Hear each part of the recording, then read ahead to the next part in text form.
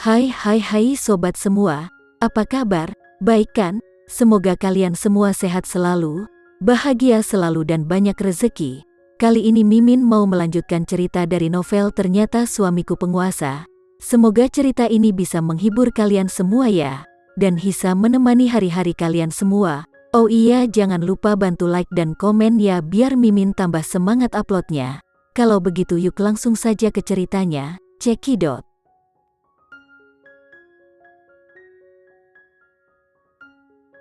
Menurut Septian, Hendra Guna meninggal karena dia membunuh orang-orang yang spesial bagi Tuan Tua, sehingga Tuan Tua menugaskan seseorang untuk membunuh Hendra Guna. Kemudian, hanya ada dua pertanyaan yang tersisa. Apakah orang tua kandung Priscilia masih hidup atau mati? Apa hubungan antara orang tuanya dan Tuan Tua? Dia percaya bahwa Tuan Tua akan mengetahui jawaban ini dengan sangat jelas.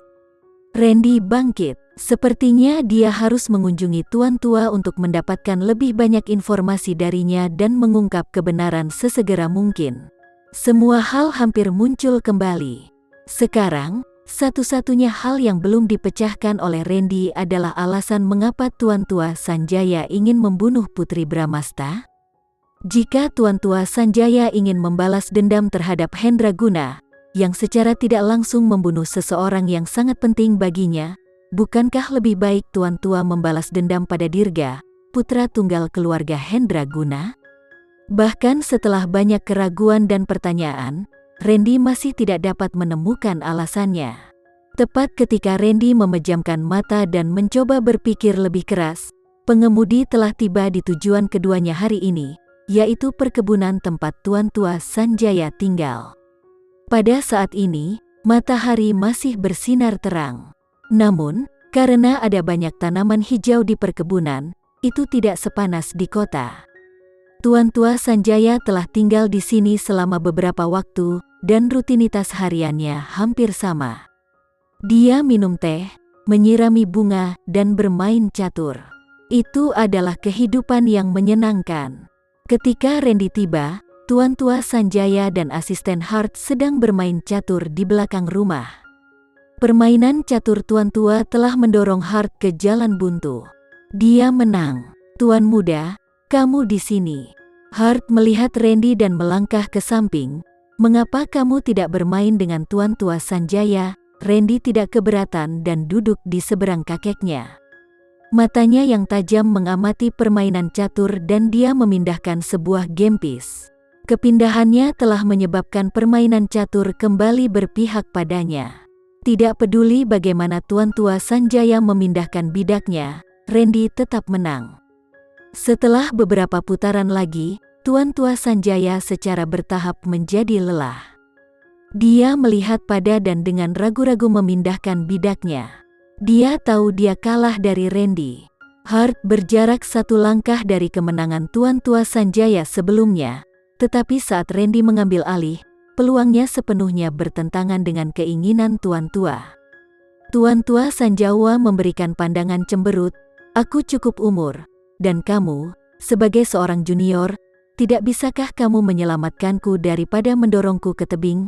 Randy berkata ringan, "Aku tidak pernah berpikir untuk mendorongmu ke jurang, tetapi setiap gerakanmu mematikan bagiku.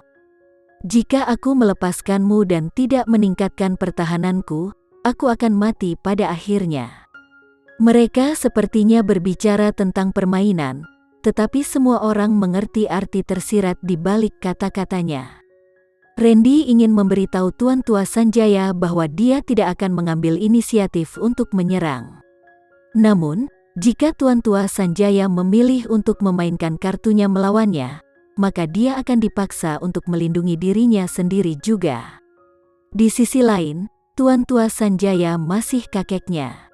Mustahil baginya untuk membunuh Tuan Tua Sanjaya, tetapi masih mungkin baginya untuk mengendalikan Tuan Tua Sanjaya, seperti yang Randy lakukan sekarang. Tuan Tua Sanjaya berkata, "Hart, buatkan kami sepoci teh lagi menggunakan daun teh terbaikku." Aku ingin Randy mencoba dan menilai apakah harga tinggi itu sepadan. Baiklah. Dia mengerti bahwa mereka membutuhkan privasi, jadi dia pergi. Begitu asisten Hart pergi, Tuan Tua Sanjaya angkat bicara. Mengapa kamu punya waktu untuk datang ke sini? Apakah kamu ingin melihat berapa lama aku bisa hidup? Randy dengan tenang meletakkan bidak catur di atas meja, mengambil cangkir tehnya, dan meneguknya. Kemudian dia menjawab, tubuhmu sangat kuat dan kata-katamu sangat kuat. Tidak akan menjadi masalah bagimu untuk hidup selama beberapa dekade. Hari ini, aku datang ke sini untuk bermain catur denganmu. Tidak peduli seberapa bagus tubuhku, aku akan menjadi kesal olehmu, anak yang tidak berbakti. Tuan Tua Sanjaya menyapu tangannya dan semua bidak catur yang diatur oleh Randy jatuh ke tanah. Dia berkata dengan marah, kamu dan aku menyadari situasi kita. Jangan bertingkah di depanku, Tuan Tua Sanjaya, karena Anda begitu lugas, saya tidak akan bertele-tele dengan Anda. Randy duduk tegak, memandang Tuan Tua Sanjaya, dan berkata, sebenarnya, aku datang ke sini untuk mengkonfirmasi suatu masalah denganmu. Apakah menurutmu aku akan memberitahumu? Orang tua itu berkata, kamu akan melakukannya? Randy menjawab dengan belak-belakan, karena kamu peduli dengan Priscilia dan kamu mencintai Priscilia. Kamu ingin dia hidup tanpa beban seperti dia sekarang. Kamu. Setelah mendengar kata-kata Randy, Tuan Tua Sanjaya juga sangat terkejut. Dia tidak percaya bahwa Randy bisa menyeret Priscilia menjadi argumen mereka dengan cepat tanpa petunjuk apapun. Berdasarkan kata-kata Randy, jelas bahwa dia tahu bahwa masalah itu ada hubungannya dengan Priscilia. Tuan Tua tidak mau mempercayainya, tetapi dia harus melakukannya. Randy menambahkan, sebenarnya, tidak masalah jika Anda tidak mau mengkonfirmasi apapun. Saya hanya datang ke sini untuk memberitahu Anda bahwa saya akan selalu menjadi saudara Priscilia. Ini berarti bahwa Priscilia akan selalu berada di bawah pengawasan Randy dan dia akan melindunginya seperti yang selalu dilakukannya. Tindakan dan perilaku Tuan Tua Sanjaya sejauh ini menunjukkan bahwa dia tidak menganggap Randy sebagai kerabatnya. Tuan Tua Sanjaya sedikit terkejut dan berkata, apa yang ingin kamu katakan? Ya, benar, Randy bangkit dan pergi, karena dia tahu bahwa dia tidak bisa mendapatkan petunjuk apapun dari Tuan Tua Sanjaya. Sebelum datang ke sini, dia masih punya harapan. Dia berharap Tuan Tua Sanjaya akan menjadi menyesal dan menebus perbuatannya. Tapi sekarang, sepertinya tidak mungkin. Randy, aku juga ingin bertanya padamu. Antara Putri Bramasta dan keluarga Sanjaya, kamu hanya bisa memilih satu. Siapa yang kamu pilih? Suara Tuan Tua datang dari belakang, tetapi Randy tidak menoleh ke belakang. Keluarga Sanjaya adalah keluarganya dan Putri Bramasta adalah istrinya.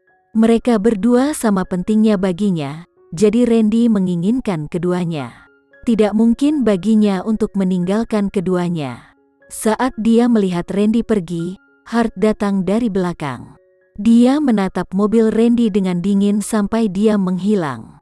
Dia berkata, Tuan Tua Sanjaya, saya sudah melakukan apa yang Anda suruh.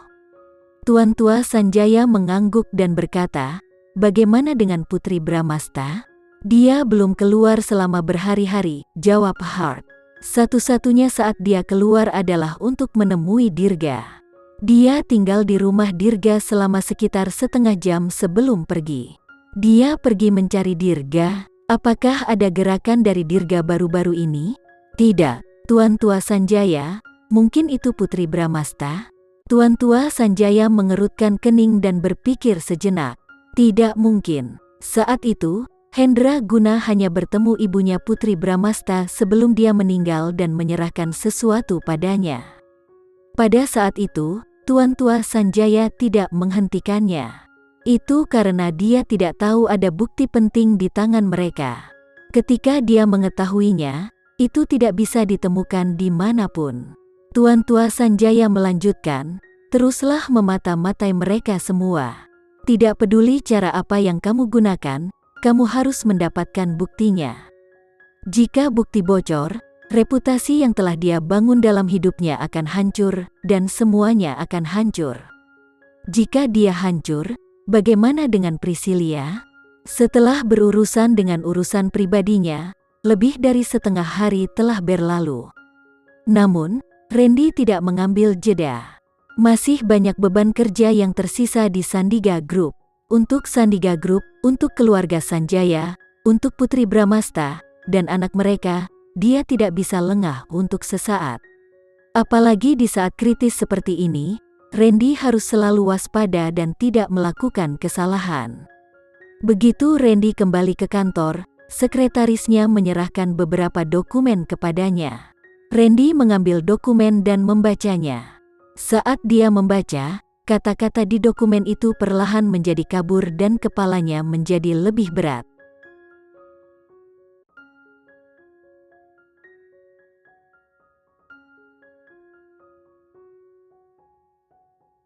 Sekian dulu ya cerita kali ini, kita lanjutkan lagi ceritanya di lain waktu. Oh iya, bagaimana menurut kalian? Semoga bisa sedikit menghibur kalian semua. Jangan lupa like, share dan komen ya. Untuk teman-teman yang baru nonton, jangan lupa subscribe-nya. Hehehe, kalau ada teman-teman yang ingin gabung langganan bisa langsung gabung saja untuk dapat fitur yang menarik dan sedikit membantu Mimin. Terima kasih sudah menonton, sampai jumpa lagi. Bye bye bye.